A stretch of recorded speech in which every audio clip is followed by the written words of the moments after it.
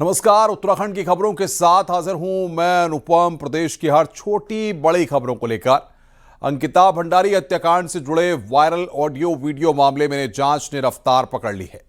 जहां पूर्व विधायक सुरेश राठौर नेहरू कॉलोनी थाने पहुंचे, जहां पुलिस ने वीडियो रिकॉर्डिंग के बीच उनके बयान दर्ज किए हैं। पूछताछ के दौरान राठौर ने वायरल ऑडियो को पूरी तरह फर्जी और मनगढ़ंत बताया। पुलिस ने ऑडियो में आवाज को लेकर कड़े सवाल किए, लेकिन जवाबों से संतुष्ट न होने पर साक्ष्यों की सत्यता जांचने के लिए वॉइस सैंपल देने को कहा है। इसके साथ ही पुलिस ने पारदर्शिता के तहत नार्को टेस्ट के लिए सहमति देने का विकल्प भी रखा है, जिस पर पूर्व विधायक ने बाद में निर्णय लेने की बात कही है। मामले में एक और अहम मोड़ तब आया जब उर्मिला सनावर का मोबाइल फोन, जिसे कोर्ट में पेश किया जाना था, वो तबीयत खराब होने का हवाला देते हुए देने में असमर्थ रही। पुलिस अब इस पहलू को भी जांच के दायरे में लेकर आगे की तैयारी में लगी हुई है।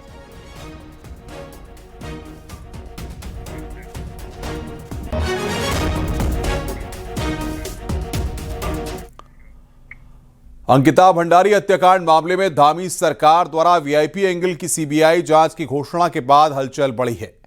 इस मामले में पर्यावरणविद अनिल जोशी और अंकिता के माता-पिता की शिकायत के आधार पर एफआईआर दर्ज की गई है। कहा जा रहा है कि सीबीआई जांच का यह आधार हो सकता है।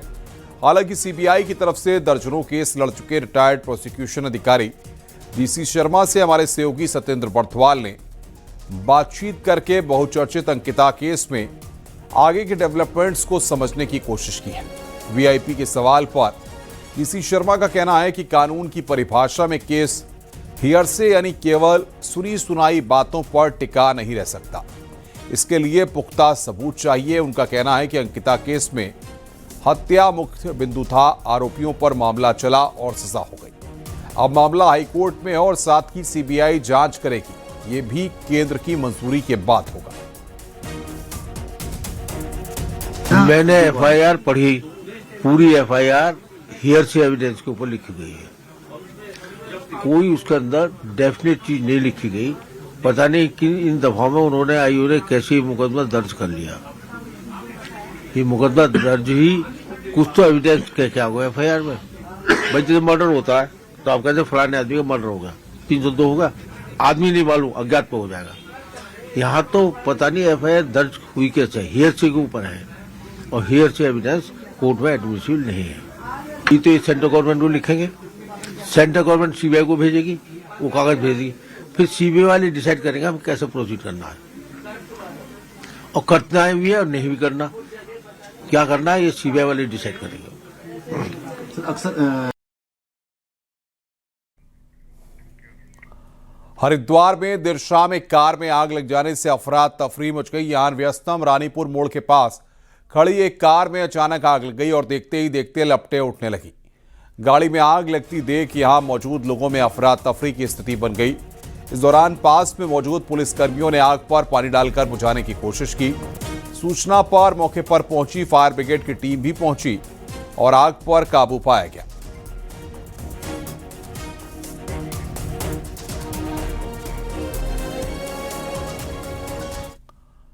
हरिद्वार की अर्की पैड़ी पर नवीन और प्रिंस कुमार नाम के दो युवकों ने जो बदमाशी की, उसके बाद गंगा सभा की शिकायत के बाद उन दोनों को हिरासत में ले लिया गया है। आपको बता दें कि नवीन और प्रिंस नाम के दोनों युवकों ने अर्की पैड़ी पर अरब के शेख की वेशभूषा में वो दोनों नजर आए। सोशल मीडिया पर लाइक पाने के लिए दोनों ने अरब के शेख के रूप में वीडियो बनाया था, लेकिन पुलिस ने दोनों को हिरासत में लिया है, जिसके बाद दोनों माफी मांगते नजर आए। पुलिस ने दोनों को कड़ी फटकार लगाई है।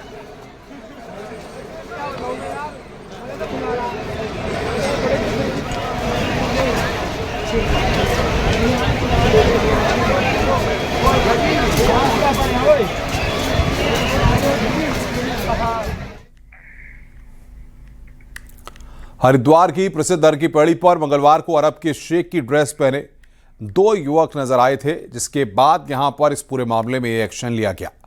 आगे बढ़ते हैं। मुख्यमंत्री पुष्कर सिंह धामी कुमाऊं के दौरे पर हैं, जहां पर मुख्यमंत्री कटिबा के उत्तरायणी मेले में शामिल हुए। इस दौरान सीएम धामी ने कहा कि राज्य में तेजी के साथ विकास के काम जारी रहेंगे। वहीं धामी ने कांग्रेस पर करारा प्रहार भी किया। मुख्यमंत्री ने कहा कि सरकार की उपलब्धियों से कांग्रेस घबराई हुई है। सीएम धामी ने फिर साफ किया कि राज्य का विकास भी करेंगे और संस्कृति को भी बचाएंगे। सीएम ने यह भी कहा कि राष्ट्र विरोधी ताकतों को यहां से जाना ही होगा।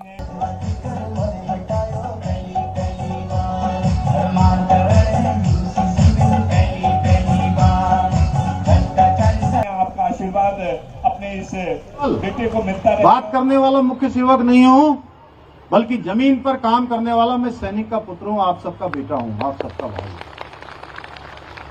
यही कारण है कि आज प्रदेश नीति आयोग के इंडेक्स में सतत विकास के लक्ष्यों को प्राप्त करने में देश में पहले स्थान पर है। और उसमें कई सारे हमारे कोरम पूरे करने होते हैं, कई सारे मानक पूरे करने होते हैं। और यह उपलब्धि विपक्ष के आरोपों से नहीं, यह उपलब्धि विपक्ष के आरोपों से नहीं, बल्कि हमारी मेहनत और नीतियों से आई है। हमने जो परिश्रम किया है, जो समर्पण भाव से काम किया है, उसके कारण से आई है। चंपावत में मुख्यमंत्री पुष्कर सिंह धामी ने रणकोची माता मंदिर में दर्शन पूजन किया और समस्त प्रदेशवासियों के सुख समृद्धि और कल्याण की प्रार्थना की। वहीं सीएम धामी मातृशक्ति द्वारा निकाली गई कलश यात्रा में भी शामिल हुए। इस दौरान सीएम धामी ने लोगों से मुलाकात की। सीएम ने वहां मौजूद श्रद्धालुओं का स्वागत और अभिनंदन भी किया।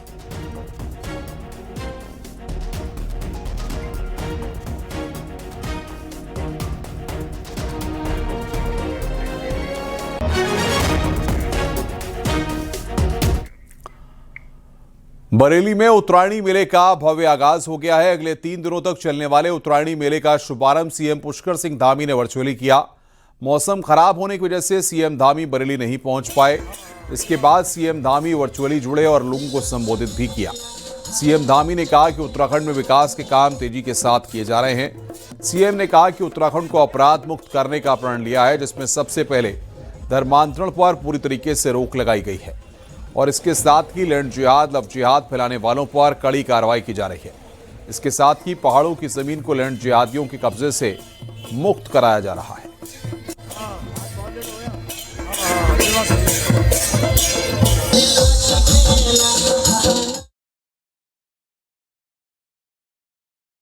को बचाए रखने के लिए भी पूर्ण रूप से प्रतिबद्ध है।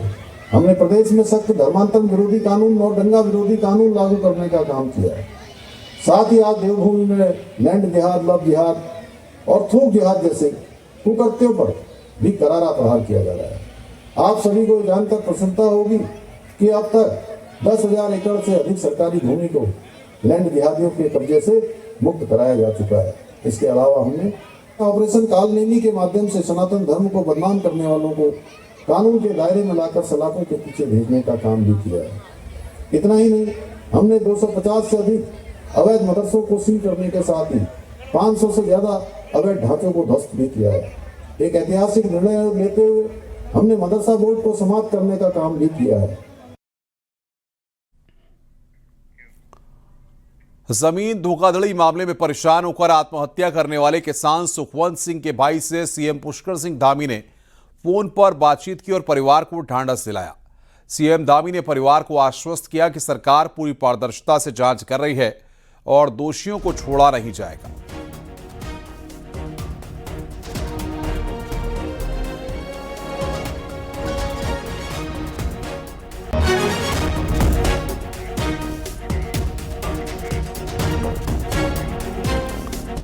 वहीं किसान आत्महत्या मामले में मुख्यमंत्री धामी के निर्देश पर कुमाऊं कमिश्नर दीपक रावत मजिस्ट्रियल जांच कर रहे हैं।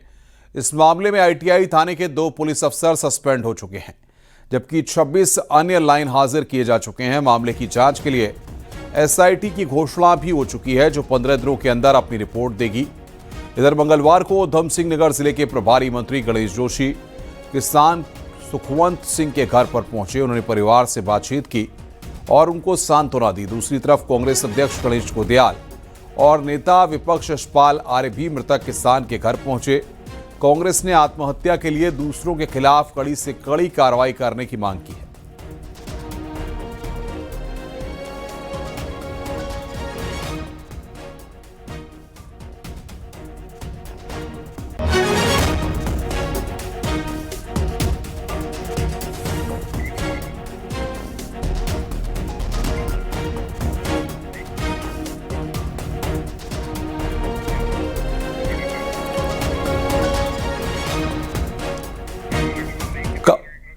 आगे बढ़ते हैं और खबरों का सिलसिला आगे बढ़ाते हैं और अब बात करते हैं एक महत्वपूर्ण खबर की। कैबिनेट मंत्री रेखा आर्या के पति गिरधारी साहू द्वारा बिहार की महिलाओं को लेकर की गई विवादास्पद टिप्पणी पर मंत्री समर्थक और कांग्रेस आमने सामने है। सोमवार को साहू और मंत्री पर एफआईआर दर्ज करने की मांग को लेकर कांग्रेस ने देहरादून में बवाल किया, तो जवाब में मंत्री समर्थकों ने कांग्रेस प्रदेश अध्यक्ष गणेश गोदयाल पर अमर्यादित टिप्पणी करने का आरोप लगाते हुए अल्मोड़ा जिले में प्रदर्शन किया। साथ ही देहरादून में एफआईआर दर्ज करने को लेकर एप्लीकेशन दी है। इधर पुलिस ने दोनों ही मामलों में अभी तक शिकायत दर्ज नहीं की।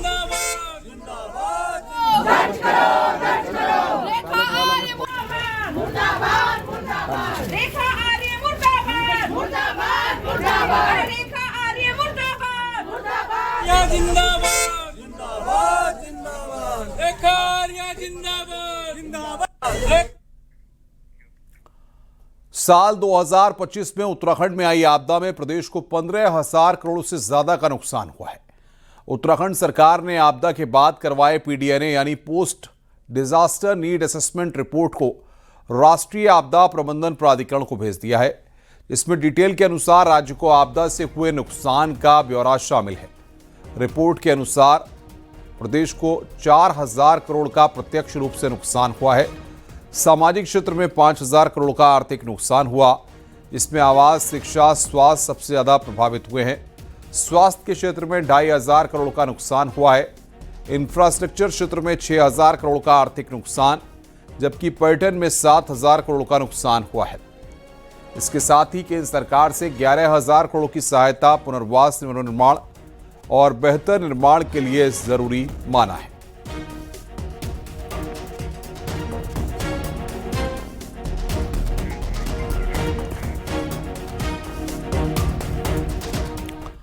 आगे बढ़ते हैं। उत्तराखंड हाईकोर्ट के लोक सूचना अधिकारी को अब लोअर जुडिशरी में जितने भी भ्रष्टाचार और अनुशासनहीनता के मामले आए हैं, उनकी संख्या का ब्यौरा आरटीआई के जरिए देना होगा। चर्चित आईएफएस अधिकारी संजीव चतुर्वेदी ने एक आरटीआई के जरिए यह जानकारी हाईकोर्ट से मांगी थी।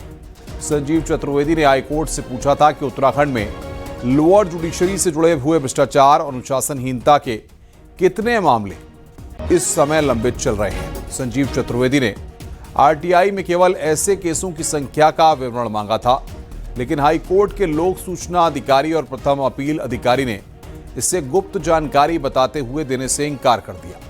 इसके खिलाफ संजीव चतुर्वेदी ने राज्य सूचना आयोग का दरवाजा खटखटाया था।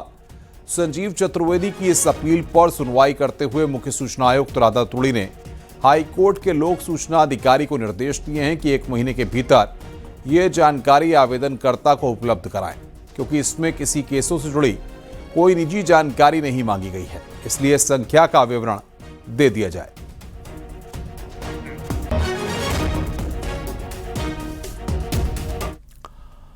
आज लोहड़ी का पर्व भी धूमधाम के साथ मनाया गया। इस मौके पर खटीमा में सीएम धामी भी लोहड़ी के उत्सव में शामिल हुए, जिसमें लोहड़ी की आग जलाई गई। सीएम धामी ने भी इस मौके पर पूजा अर्चना की। जना नाम जपया वंड के शकिया देख चलाई तेग वाही।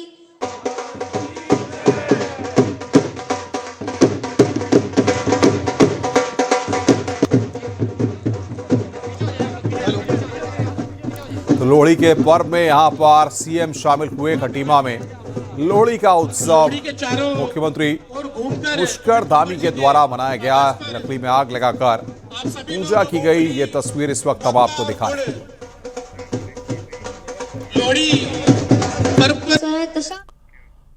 उधम सिंह नगर जिले में लोहड़ी के अवसर पर जगह जगह पंजाबी समाज ने कार्यक्रम का आयोजन किया था, जिसमें बड़ी संख्या में पंजाबी समाज के साथ साथ अन्य समाज के लोग भी पहुंचे हुए थे। इस अवसर पर पंजाबी गीतों पर जमकर भांगड़ा किया और एक दूसरे को लोहड़ी की बधाई दी। रुद्रपुर में लोहड़ी का कार्यक्रम आयोजित किया गया था। गुरुद्वारा के सेवादारों द्वारा अरदास के बाद विधि विधान से रुद्रपुर विधायक शिव अरोड़ा ने दीप प्रज्वलित कर कार्यक्रम का शुभारंभ किया। भाजपा विधायक शिव अरोड़ा भी पंजाबी गीतों पर जमकर भांगड़ा करते हुए दिखाई दी।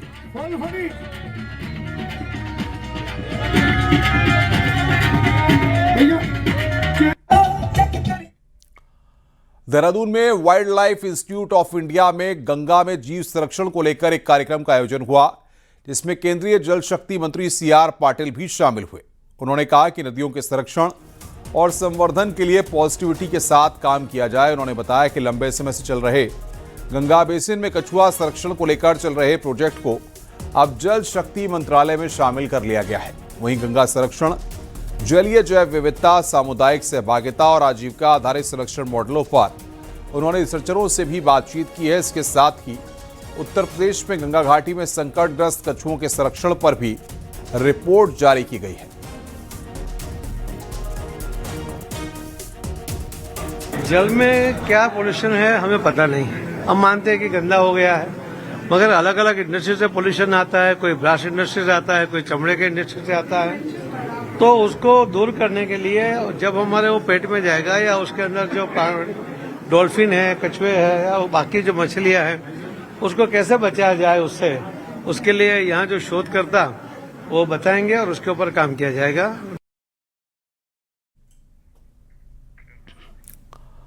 आगे बढ़ते हैं अल्मोड़ा की खबर। अल्मोड़ा के ऐतिहासिक नंदा देवी मंदिर की स्थापना करीब 200 साल पहले हुई थी। अब मंदिर माला मिशन के तहत इस मंदिर और आसपास के क्षेत्र को विकसित किया जा रहा है। प्रशासन का दावा है कि इससे धार्मिक पर्यटन को काफी बढ़ावा मिलेगा और स्थानीय लोगों को रोजगार के अवसर भी मिलेंगे।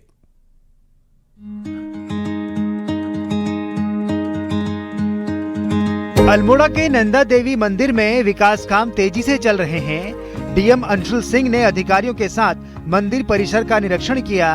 इस दौरान मंदिर समिति ने प्रशासन को कई सुझाव दिए। डीएम ने निर्माण एजेंसी को मंदिर समिति के साथ बेहतर तालमेल बनाकर काम करने के निर्देश दिए हैं। ये टेंडर हो चुका है अभी और कार्य गतिमान है, तो जो बाउंड्री वर्क है वो तो जैसे चल रहा है चलता रहेगा, बट आगे के जो कार्य होंगे मंदिर समिति के जो हमें सजेशंस मिलेंगे उसके प्रपोज करके हम डीपीआर को रिवाइज करने भेजेंगे, ताकि आगे जो काम हो वो मंदिर समिति की सहमति हो जाए। निर्माण कार्य में मंदिर समिति की भूमिका न होने से समिति के लोग नाराज थे। डीएम के निरीक्षण के बाद जमीन से जुड़े मुद्दों समेत अन्य विवादों को बैठकर सुलझाने का प्रयास किया जाएगा, ताकि मंदिर और आसपास का इलाका बेहतर तरीके से विकसित हो सके। उत्तराखंड सरकार ने मंदिर माला के तहत इस मंदिर को रखा है और जिसे निर्माण कार्य के लिए 2 करोड़ 60 लाख रुपए की धनराशि जो यहाँ पर दी गई है, उसमें आज मंदिर कमेटी और प्रशासन के बीच में सहमति बनी हुई है कि मंदिर कमेटी जैसा चाहेगी, मतलब मंदिर कमेटी लोगों के हिसाब से जो भी काम होंगे उस अनुसार ही इसको काम करेगी। चंद्र राजाओं द्वारा स्थापित नंदा देवी मंदिर को नया रूप देने का काम मंदिर माला मिशन के तहत किया जा रहा है। जैसे ही मंदिर और आसपास का क्षेत्र विकसित होगा, धार्मिक पर्यटन को बढ़ावा मिलेगा और स्थानीय लोगों को रोजगार के अवसर भी मिलेंगे। न्यूज 18 के अल्मोड़ा से किशन जोशी की रिपोर्ट।